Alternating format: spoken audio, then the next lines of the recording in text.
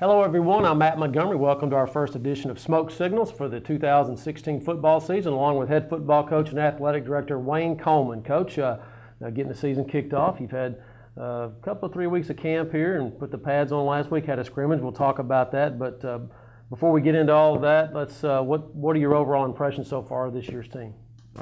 We are pushing them pretty hard. The kids are responding well. They've gotten more invested right now.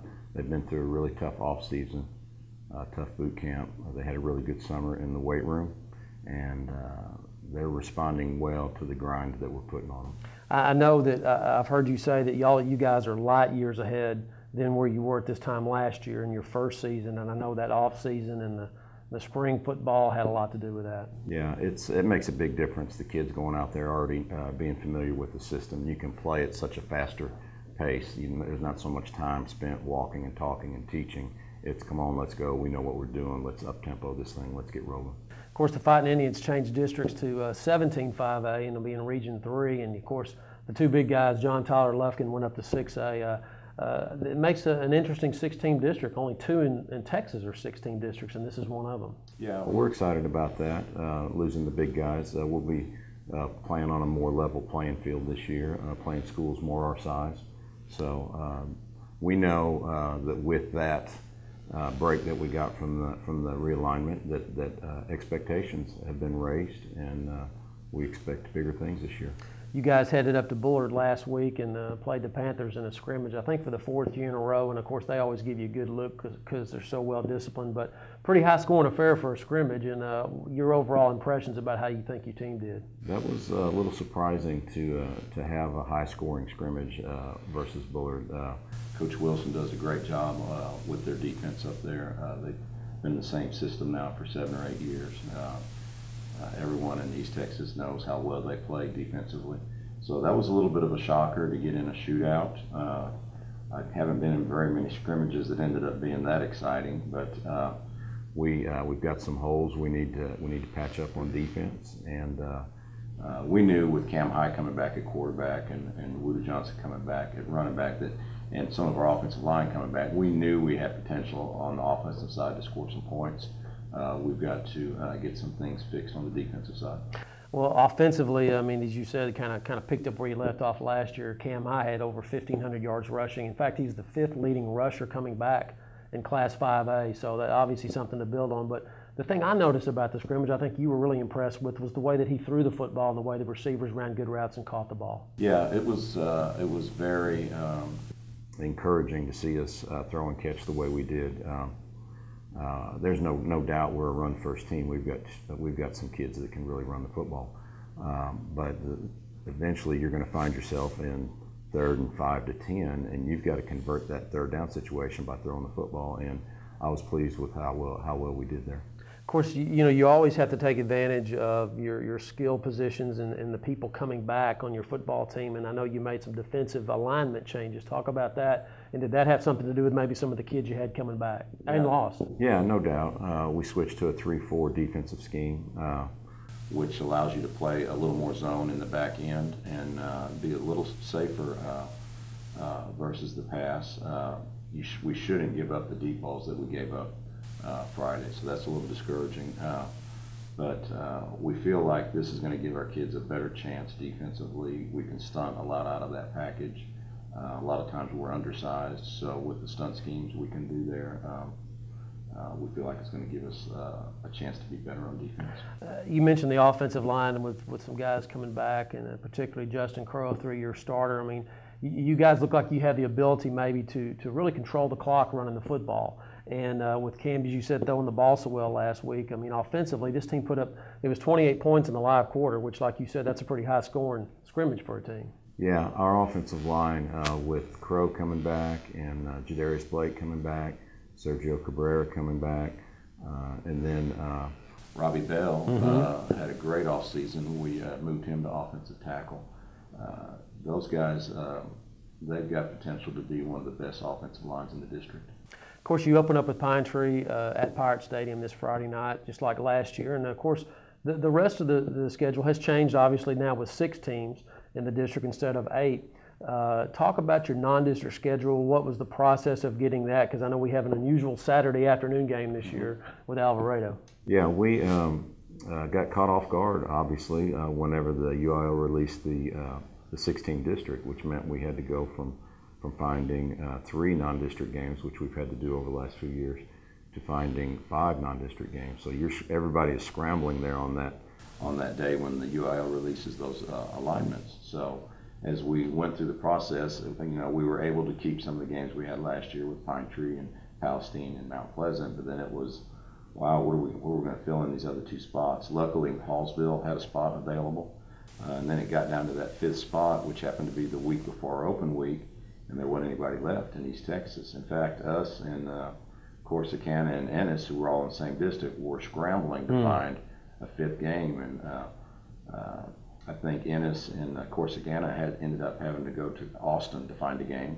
and then of course we had to go to Alvarado, which is just south of Fort Worth, to get our game. And then as luck would have it, that was the week before non-district, so it actually opened up an opportunity there to where, hey, we can still play on a Saturday and still have preparation time because you've got the open week coming up. So it worked out well. If we were going to have to make a long trip, or if Alvarado this year is going to make a long trip, at least we could play it on a Saturday so everybody's not traveling late at night, and still have the open week after that. You know, this season, obviously a 10-game season, and hopefully more if you go in the playoffs, and these non-district games, so important to look at players until district gets started. Where are you this year compared to last year as far as players we know this is where they're going to be versus last year? I mean, I know you just didn't have as much time last year, but how many of these younger players, I guess is what I'm asking, that you're really trying to look at in non-district as you get ready for that District 17 5A race? Yeah, we're way ahead of last year as far as having the kids in the right position. We went through the whole season last year tweaking kids and trying to fit them into the schemes, into the right places, but there's no doubt now, and especially with the 7-on-7 that we had this summer, getting all those extra reps, we've got kids fitted into the right place. We feel real comfortable about that. Of course, in 7-on-7, you had a great summer. Went to the state tournament for the first time in Jacksonville history as your 7-on-7 team. How did that experience help your skill kids in getting to go down to College Station and play in that state tournament? I think the main thing is the repetitions of running this route over and over and over. It's like riding that bicycle. Once 7-on-7 even ended, and we had a 3-week break before we came back and reported to camp. It was like the kids just got right back up on the bike and started riding it again. I mean, they could throw that out route with the blindfold on. They could do things. You just acquire a feel for each other. The more reps you get. The timing, because last year it just seemed like the timing wasn't just as crisp. Sure. So it looks a lot better in that way. Yeah, and you could see that in the scrimmage. Oh, absolutely. Some of the balls we hit, they were right on time. Yeah. So. Pine Tree open up with the Pirates this Friday night, the opening game at Pirate Stadium in Longview, and they're in a situation. They have a new coach that didn't come till late, but you know this gentleman. You coached with him, you know him. So Pine Tree is having to scramble a little bit. You had a chance to look at the Pirates last Friday night in their scrimmage. How they look? They look like we looked a year ago, trying to learn the system. Coach Lane is a really good offensive mind. You can tell he's put a lot of emphasis on their offensive side of their ball. They've got a couple of kids that are really explosive. They'll have probably the 2 fastest kids on the field this Friday night with their tailback and their slot receiver. Those kids can really run.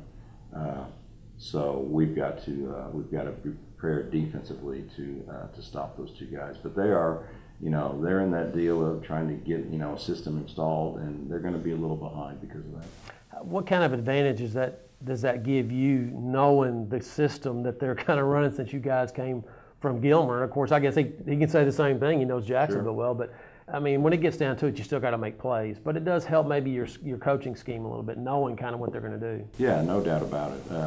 We should have an advantage knowing the things they're going to do, because even when we watch the scrimmage, you could say, okay, well, yeah, I know that play. Yeah, I know that play. I also know the plays that come off of those plays. So if you see it, then you know, okay, they're not just running that play. They're running the complementary schemes that go with it. So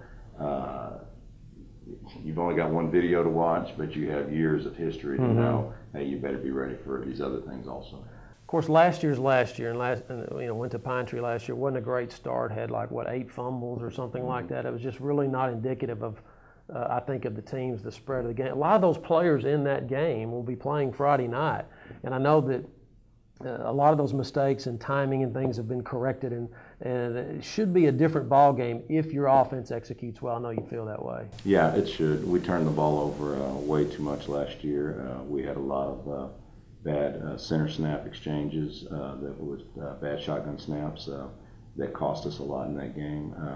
We've cleaned a lot of that up. We've had a big focus on taking care of the football. We've turned it over a couple times Friday.